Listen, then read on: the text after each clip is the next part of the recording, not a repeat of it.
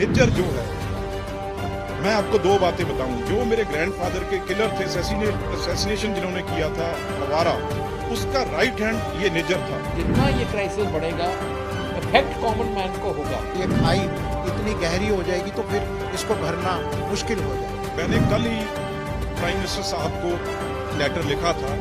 ये लेटर था भी जो हमारे वहाँ पे स्टूडेंट्स हैं, पहला फिक्र हमें उनका है जो तकरीबन 7 लाख का नंबर है, जिसमें से 5 लाख पंजाब के लोग हैं। वो किस तरीके से वहाँ पे गए हैं, यहाँ पे अपनी ज़मीन बेच के पेरेंट्स ने पैसा दिया है, लोन लेके पैसा दिया हुआ है, और वो वहाँ उनकी आगे PR होनी है, आगे उनका वीज़ा लगना है, इसमें दिक्कत ना आए। और बहुत स्टूडेंट्स हैं जिन्होंने अभी एडमिशन ली है पर अभी वो गए नहीं। अगर उनका वीज़ा बंद कर देंगे, अगर वहाँ पे रोक देंगे, तो कितना पैसा वहाँ पे स्कूल कॉलेजों ने वो जमा करवा लिया है, उसके बारे में बहुत बड़ा फिक्र है पंजाब के पेरेंट्स को और बच्चों को। वो प्राइम मिनिस्टर साहब से मेरी कल बात हुई थी सदन में, और उन्होंने मुझे ये भरोसा दिया भी इस चीज़ को हम बिल्कुल अच्छी तरह देखेंगे। और दूसरी बात, यहाँ किसी पार्टी की बात नहीं है। अगर प्राइम मिनिस्टर है वो तो देश के प्राइम मिनिस्टर है, और यहाँ देश की बात है। अब ट्रूडो साहब का जहाज तो वैसे नहीं चला, वो घटारा था, 36 घंटे यहाँ खड़ा रहा। तो अब वहाँ पे जाके उन्होंने एक जो वैसे तो उनके सिटीजन हैं, सिख, हिंदू, मुस्लिम, ईसाई कोई भी हो, सिटीजन तो उनके हैं। तो अब वो हमारे पे ये कह रहे हैं भी इनको इंडियन एजेंसियों ने वहाँ पे मरवा दिया। अरे भाई, निज्जर जो है, मैं आपको दो बातें बताऊं। जो मेरे ग्रैंडफादर के किलर थे, असैसिनेशन जिन्होंने किया था हवारा, उसका राइट हैंड ये निज्जर था। 93 में यहाँ से गया और इसको वहाँ पे सिटीजनशिप दी गई। और दूसरी, अगर ट्रूडो साहब के फादर और ट्रूडो साहब की पार्टी इतनी ये सिंसियर है इस चीज में, तो जब हमारा कनिष्क, एक हमारा एयर इंडिया का विमान जिसमें 300 से ऊपर लोग थे, उसमें भी मेरे मामा जी कर्नल मिस्टर भिंडर उसके पायलट थे, उसकी तो इन्वेस्टिगेशन इन्होंने की नहीं आज तक।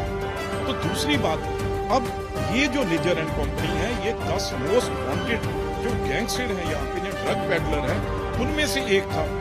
बाकी 8 वहीं बैठे हुए हैं, छुपा के वहाँ उनको एक डेन बनी हुई है। तो आगे जैसे पाकिस्तान हुआ करता था, वैसे अब कनाडा ने रूप ले लिया है। और जितना ड्रग पंजाब में है, वो ये 10 गैंगस्टर और ये निज्जर जैसे वहाँ से ड्रग पंजाब में भेज रहे हैं हमारे नौजवानों को, पंजाबियों को तबाह करने के लिए। और ट्रूडो साहब को इन्होंने गुरुद्वारों के ऊपर कब्जा किया हुआ है, निज्जर एंड कंपनी ने। 10 गुरुद्वारे थे जिसको इसने कब्जा किया था। और वहाँ से जो हमारा चढ़ावा चढ़ता है, जब वहाँ पे सारा पैसा वो ट्रूडो की पार्टी को जाता है। मैं कहूँगा जो लाखों के लाख, ये तो आधा % नहीं है लोग खालिस्तानी पन्नू जैसे जो कह रहे हैं हम हिंदुओं को यहाँ नहीं रहने देंगे। अरे गुरु नानक देव जी के टाइम से हिंदू सिख एक है, एक ही रहेगा। पन्नू जैसे कभी ये रिश्ते तोड़ नहीं सकेंगे।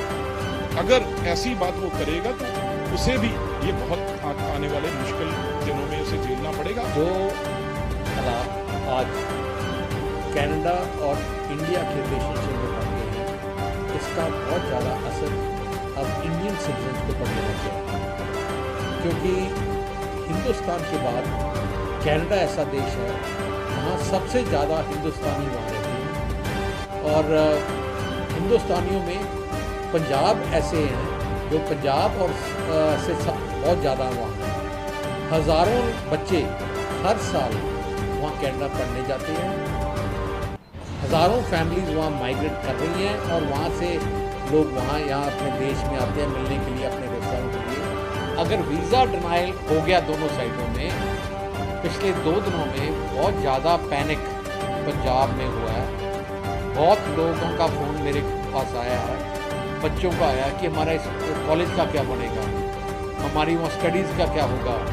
और बुज़ुर्ग बोल रहे हैं कि हमारे बच्चे वहाँ हैं, कोई बुज़ुर्ग वहाँ स्टक हो गए हैं, हम कैसे वापस आएंगे। तो ये पैनिक इतना बढ़ रहा है, और ये पैनिक जैसे बढ़ेगा इसका बहुत ज़्यादा रिएक्शन होगा। तो मैं रिक्वेस्ट करता हूँ गवर्नमेंट ऑफ इंडिया को कि गवर्नमेंट ऑफ कनाडा और इंडिया ये जल्दी इसका कोई सोल्यूशन, डिप्लोमेटिक सोल्यूशन निकाले। क्योंकि जितना ये क्राइसिस बढ़ेगा इफेक्ट कॉमन मैन को होगा। क्योंकि ये एक ऐसा देश है कनाडा जहाँ सबसे ज़्यादा हिंदुस्तानी वहाँ रह रहे हैं। ये बातचीत से मामला तय होना चाहिए।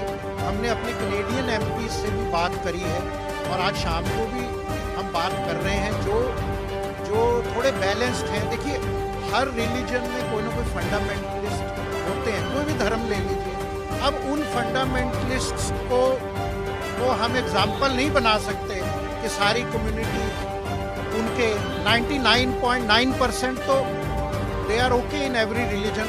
इस मामले को जो इंडिया कनाडा को ना बातचीत से डायरेक्टली बातचीत से हल करना चाहिए और इसको ज़्यादा ये वीज़ा एक्सपेंड करना, ये फिर अपना जो कड़वापन है, डिस्टेंसेस बढ़ेंगे, उससे पंजाब और पंजाबियों को बहुत नुकसान होगा।